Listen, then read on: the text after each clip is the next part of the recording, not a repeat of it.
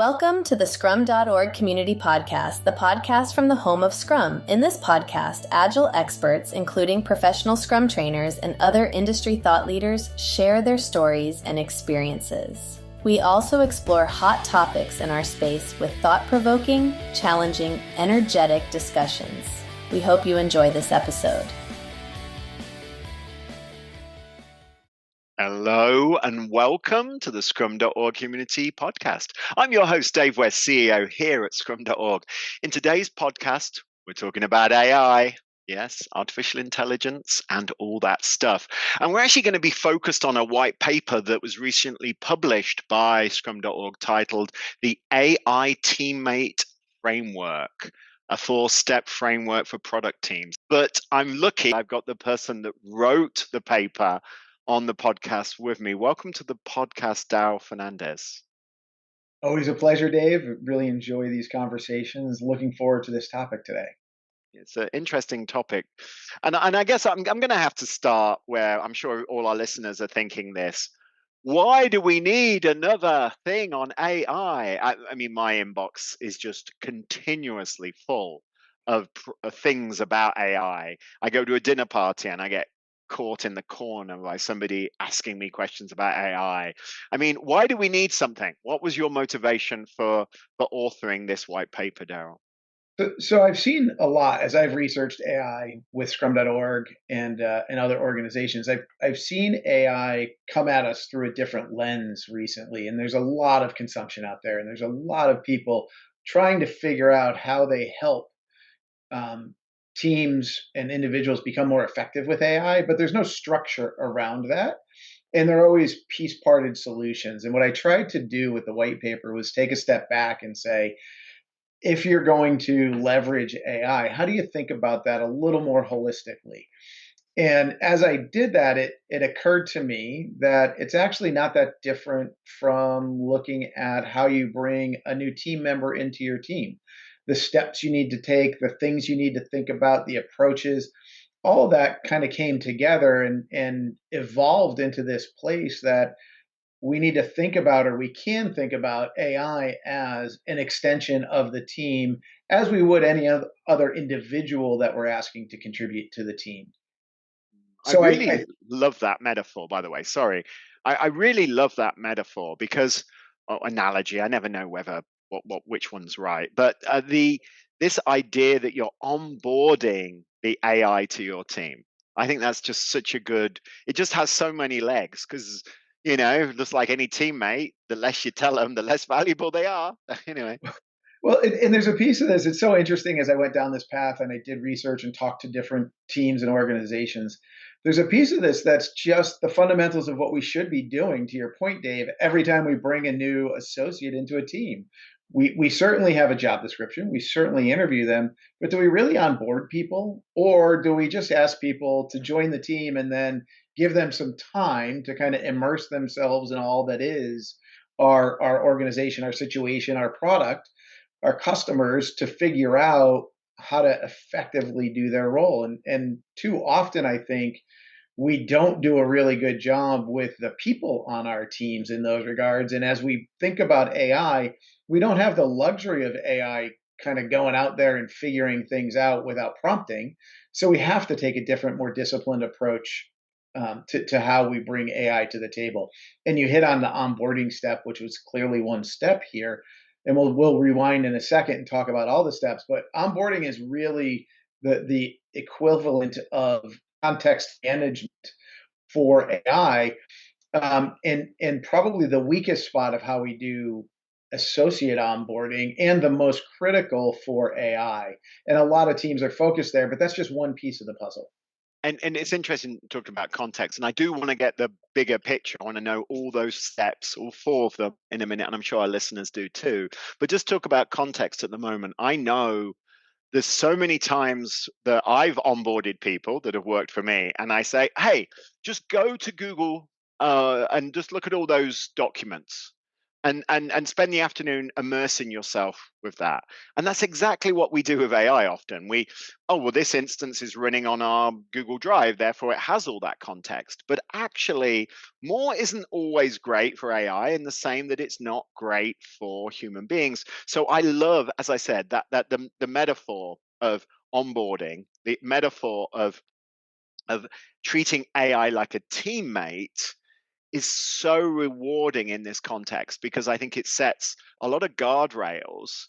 When you get a bad answer from AI, it's not AI's fault. It's you've not given it enough context, or you've asked it the wrong question, or maybe it isn't the right worker.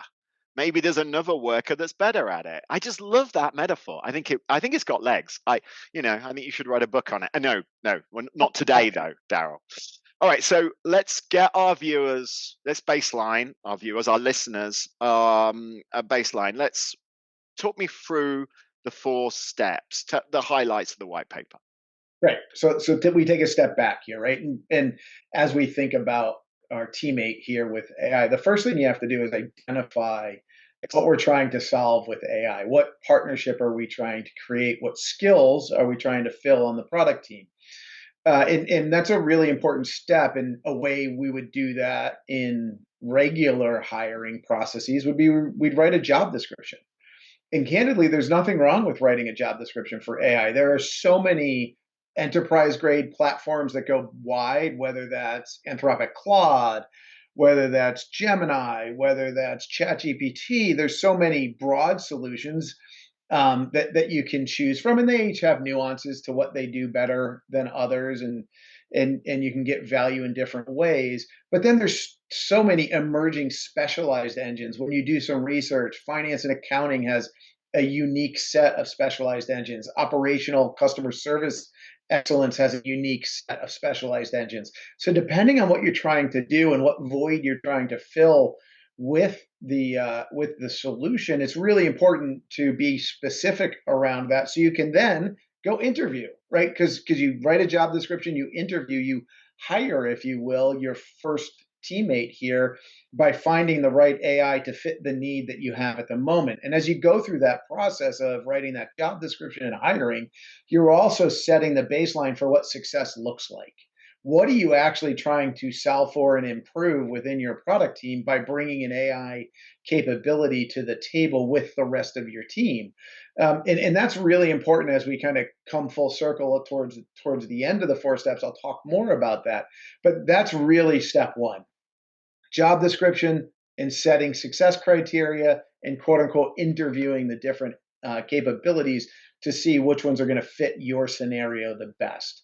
Step 2, and we hit on this one, is onboarding, and it's really about context management. Onboarding AI, talking about and giving AI the context of your product, the glossary of terms that you may use within the development of your product, what your customer demographics are, what your target audience is.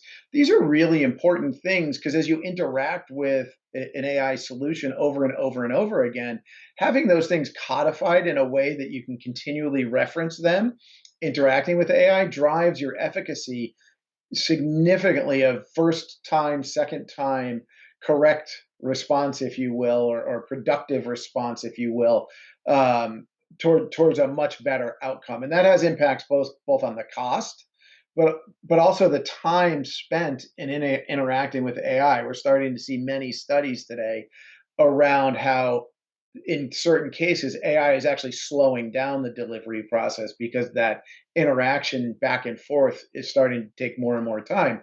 To your point, that may or may not be because AI is or isn't providing the right answers. It's likely because we're not giving the right context when we're asking the questions. So that onboarding and setting up those context documents around the who, the what, the where, the why, the when, and the how of your product is really, really important. All the way to what your stakeholders are looking for. Because as AI is providing feedback, understanding what your overall success criteria for the product is significant in input to the output that you're going to receive. So step 2, setting the context, i.e. onboarding your AI capability. Step 3 is interacting with AI, right? And we believe, as you look at the underpinnings of application development, the underpinnings of Scrum, that a great way to do that is the construct of a user story. We all have knowledge of that. We all have context for what a user story is, but that discipline of interacting really helps the AI capability parse the what you're looking for, the why you're looking for it, and what outcome you're trying to drive with it. As a I want to, so that I can, becomes such a powerful structure for AI. And if you then have context documents with that, it really, really, you can see how it can produce much better, much more impactful responses right out of the gate. So step three is a little bit of prompt engineering, but prompt engineering is such a loaded term these days. It's really about just interacting constructively and effectively with the AI solution so that you can get to the best response possible with the context you're able to provide. Doesn't mean you're going to get first time resolution every time, but it will significantly reduce the number of iterations you need with AI to get the response that helps you move the product forward. And then the last piece, and probably the most important in every scenario, whether it's an associate on your team or whether it's AI on your team, is the feedback loop, the managing of AI, the governance, if you will, as we relate just to AI. Are you in a position to understand whether AI is helping you or not? Do you have the data to tell you that this is actually moving you forward better or faster? Do you understand the biases that you should be looking for in the responses so that you can test to make sure that the AI that you've chosen actually fits within the context of the outcomes that you're looking for? Do you have the regulatory or compliance checks that you need, depending on the industry that you're in, to ensure that you're not running afoul of the core competencies that you should be staying within? So those are really important pieces of that fourth step, which is the management of AI. And if need be, if you're going to decide that you don't have the right AI, what does it look like to actually exit one AI and potentially go find another AI and bring you back to step one of the framework because it wasn't the right fit? And much like happens with associates, sometimes it's not the right fit. And you move on, and you have to go find a better solution for the needs that you have. Maybe your needs have evolved.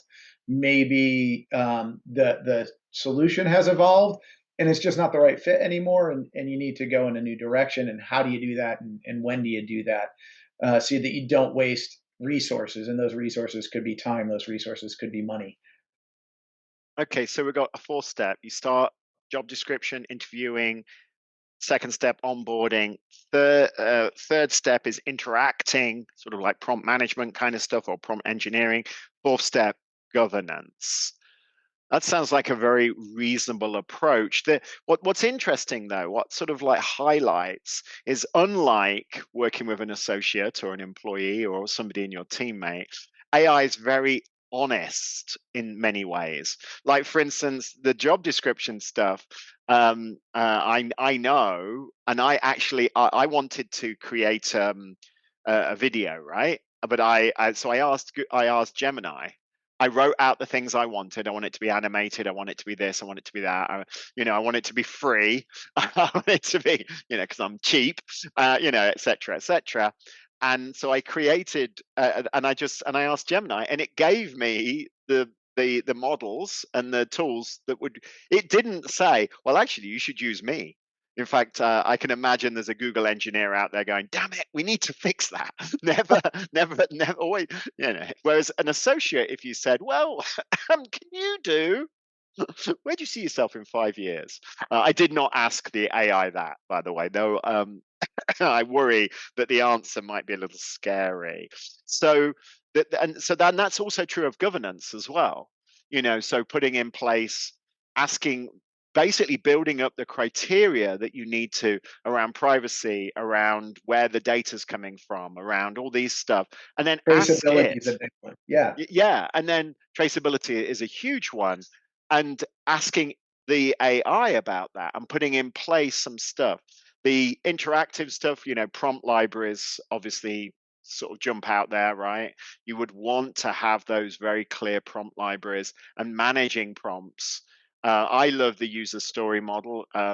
It took me a long time to break the search habit when I was using AI. I now I've broken it to such an extent that I use it when I'm searching, I'm like, why is it not contextualizing for my needs? Oh, yeah, because I'm just using just a standard search engine. So, so Actually, can I just jump on that for 1 second, Dave? So I yeah, think you hit on something really, we joked earlier on about, the relative vacuum of content around AI these days and how much we need more content around AI. But I do believe that breaking the search habits that we all have as we move to AI is going to be a really interesting evolution because I think search has habitualized us to throw very simple queries at it and get a link farm response, and then we take time to filter through that. AI is more expensive to run on the back end than search, and the iterations take more time with AI because the responses are so much longer. That I think that the need is there for us to get better at our interaction model in general with AI than we've been with search over history. I, ignoring the environmental impacts of AI for a moment, but just the what I've noticed with AI tools at the moment, and it's really actually started to frustrate me a little bit that I forgot this, is context is carried over to the interactions. So the problem that I have actually in terms of the discipline is sometimes if I do a very badly structured prompt and I get garbage, that's fine. Oh geez, that's not what I wanted. I then do the next one. The problem is the tool is using that previous garbage as context to this next one. So now I'm in this situation, and that's fine because if you've just done two, because you then kill and you start from the beginning and you tell it, which you can Google, by the way. Anyway, so you tell it or you ask it how to stop all that context. But the problem is when it's like 6 or 7 in, and most of that context is useful, pulling out the bad stuff is actually really, really hard. So I was trying to build a legal document. Don't tell the lawyer. Okay, so if you're listening, General Counsel for Scrum.org, I'm just making this up. But anyway, I was trying to create a legal document. And I, went through the process, and I used question answer, which I love, by the way.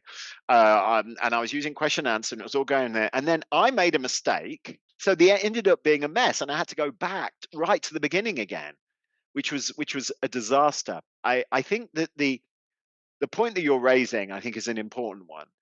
The success, the precision, the quality of this new AI helper is going to be significantly undermined unless you're quite systematic about the application, the use of it, in Well, my opinion.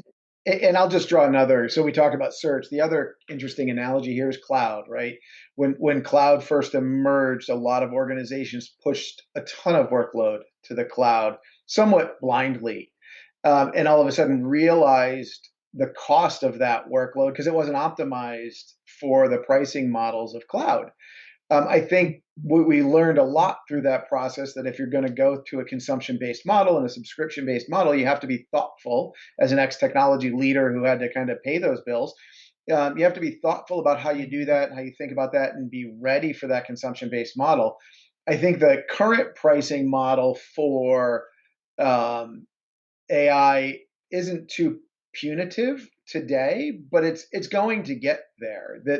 The energy costs alone that are being driven by the AI models are going to have to be recuperated somehow or recovered somehow by these organizations, and they're going to be looking for the financials to do that. And so the efficacy of your interaction is going to be critical over time. It may not feel that way today, the everything's free model, but I think over time we're going to see that that's going to have an impact. Well, the cloud is just somebody else's computer, right? And Right. somebody has to pay for it. And Facebook's make a invested. profit on it. Yeah, well, Facebook in the next till 2028, so the next 3 years, is investing over $690 billion on data center creation. Right. Somebody's going to pay for that. That's right. And the reality is that the models, that how we use models today is great for experimentation, but at some point there is going to be a cost, and somebody's going to knock on your team door and say, did you see how much you were spending last month? And you were Exactly. like, oh my gosh, I was just trying to work out what the best tacos in Austin were. Damn it. And by the way, there's no bad tacos in Austin, but if you're listening. So I guess we're coming up to the end of today's podcast. We'll have to try to keep these short. And this is a huge topic. If you were going to, if you're going to leave any words of wisdom to our listeners, obviously read the white paper. Read the white paper that's titled The AI Teammate Framework, which is tricky to say, a 4-step framework for product teams. Yeah, so read the paper. We get that. Or actually get your AI to read it and give you a summary, even better. But of course, remember to tell it who you are, because that context is important. Anyway, you'll find that out in the paper. So other than reading the paper, what should be that our listeners' biggest takeaway? Yeah, so there's a couple things. One is, as you read the paper, understand that it's a framework. It's not a prescription, right? So it's there to help inform and educate. We got some great feedback when we published the paper about, is it too much overhead? Is it too much bureaucracy?